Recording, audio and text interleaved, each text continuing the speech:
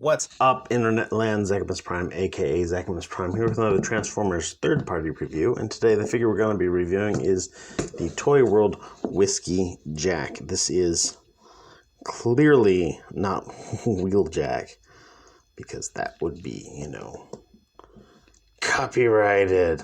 No, Wheeljack. So this is their take on a Legends scale Wheeljack, and it is really a fantastic figure. I really have enjoyed this.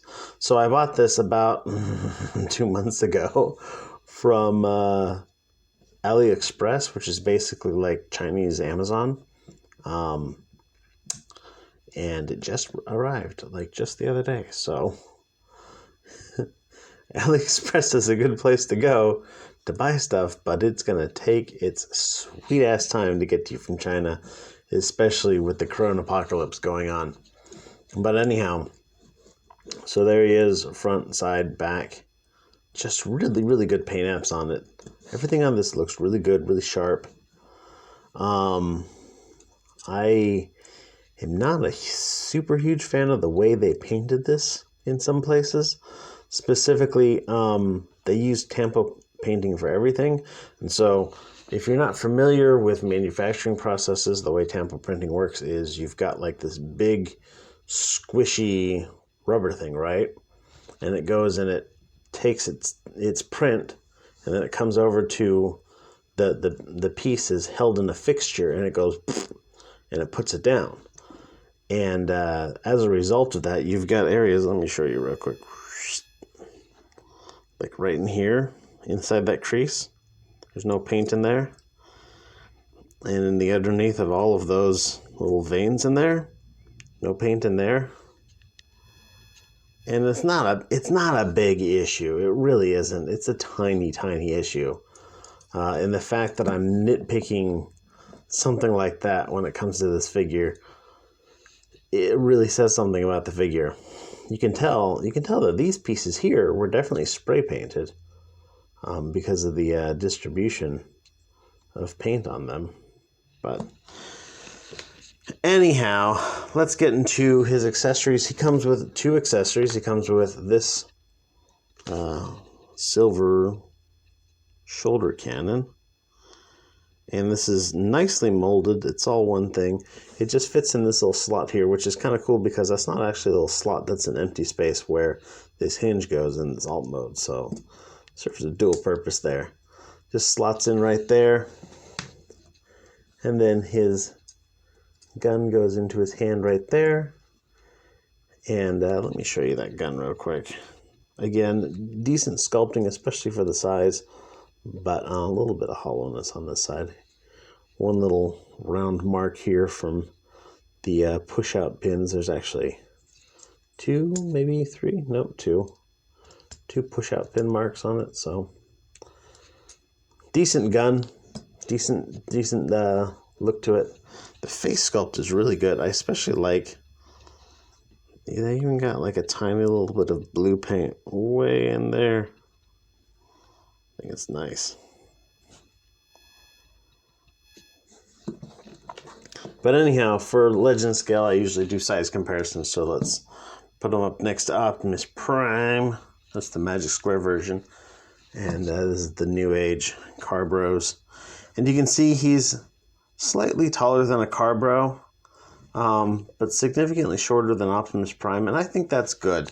I think that's a good size. Areas with the mini butt. So you can do some all-around comparison. Let me put that side by side because perspective's a bitch. And, yeah, I mean, I don't think that all the car robots need to be exactly the same head height or whatnot. I'm not a big fan of things all being completely uniform sizes. One of the things that I tell people online when we talk about comparative combiner scales, I think that combiners, it's okay for them to all be different sizes. So let's get into his articulation, and just as per usual, we'll just take away all of his accessories. This gun just always fits in here. Freaking tight. Oh, well, I pushed it, but not very far. There we go. All right, so his head rotates freely. It's on a little ball joint here, which doesn't really allow any side-to-side motion, but it does allow a lot of up motion. You can look all the way up. And then some. Shoulders are on ball joints, so they'll go out for the full tree pose. They'll go all the way around. He's got his stumpy little forearm. This is actually the only real complaint that I can level against him, that his proportion for that forearm is a little weird. But you know what? Technically speaking, it's kind of close to how it was in the G1 toy. And if you're putting in like his arm on his elbow or on his hip, you can use that transformation joint instead to cheat. So anyhow, ball joint here for a little bit more than 90 degrees of bend and full rotation here. No swivel on the wrist or anything like that. No waist swivel either, which is a little bit of a bummer because looking at this, they really could have put one in there if they felt like it. And I'm a little bit bummed that they didn't feel like it. Leg goes that far forward, that far back. No swivel here. Again, there's no reason why they don't have a swivel except to just save on parts. But I really feel like they should have put a swivel in there. But legs go out for the full Van Damme, full Van Damme. And yeah, that's something that just happened. Elbow bends, or sorry, the leg elbow, the knee bends for about 90 degrees. The ankles have got a swivel that way, and then they'll also tilt that way. Due to the way this ball joint is built, it will not do both. So you can't tilt it in and then tilt it back a little bit. You have to straighten it and then tilt it back. It's just how that ball joint is designed in there. So fairly articulate, really good looking. In a lot of ways, he looks like a shrunken down masterpiece in a lot of ways. But anyhow, let's get him transformed up. To do that, what you want to do is you want to come back here, disconnect this, move these little panels out all the way, move these little wings back so that they just tuck in right inside here. And then you can close that up all the way. Take these arms, tilt them all the way around, bend the elbow in like so, and then slide that in. Again, we'll take this, rotate it around, put the elbow in like so. These forearms are going to tab into each other. You'll see there's this like T-shaped tab right here. They'll just kind of tab in to each other. And then these will straighten out and just clip in. Boom, boom, boom, like so. You're gonna straighten these down, kind of combiner wars the legs in like this, thusly. And then you'll just kind of take this and kind of keep the legs straight while you rotate the hips around. And there you go. There he is in his car mode. And goddamn, he looks great. He looks, well, exactly like you would expect a Wheeljack to look. Like this is, they got it dead down. I debated for a while on whether I wanted to get the Iron Factory Wheeljack or this Toyworld Wheeljack, and ultimately I decided that I wanted to go with the Toyworld one. Nothing against Iron Factory. I have a few Iron Factory figures and I think that they're great,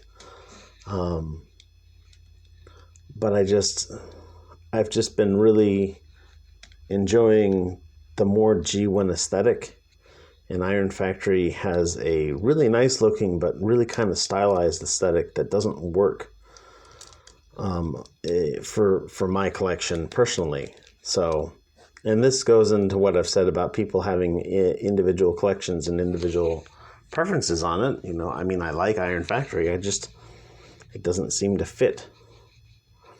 But anyhow, the detailing on this figure is excellent. And in fact, there is more of these little sponsored decals on this than there ever were on the masterpiece figure. Of course, I think the part of that is that Takara may have had a hard time, securing all of those logos and labels. Whereas if you're gonna KO something, you might as well. If you're gonna steal the design, you might as well steal everything, right?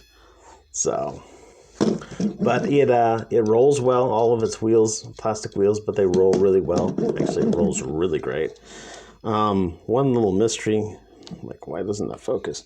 One little mystery I've got in this is he's got a little port on the top of his, and that port is way too small for this handgun, which just falls out. But it doesn't seem to fit for this gun here. I think it's supposed to go for this one, but it's tight enough. I don't really feel comfortable. Maybe I can I don't know.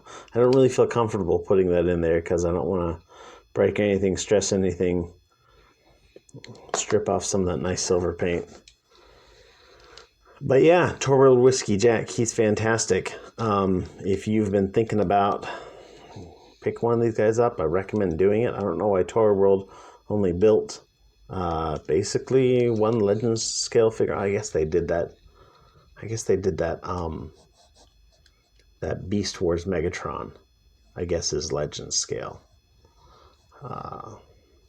But yeah, we're going to make a Legend scale figure and then not make any more. So I think that Toyworld should pick it up again. Of course, I think that everybody should make Legend scale figures. Legend scale is the future, I think. But anyhow, thanks everybody for watching. You guys are fantastic. And everybody stay awesome and be good to each other. See ya.